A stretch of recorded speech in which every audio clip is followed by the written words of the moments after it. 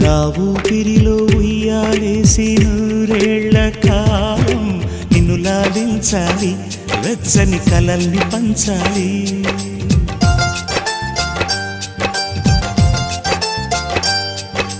నీ స్నేహంలో స్నానం చేసి నా కన్ని దేహం తరించిపోవాలి, తీయని స్వరాలు పాడాలి.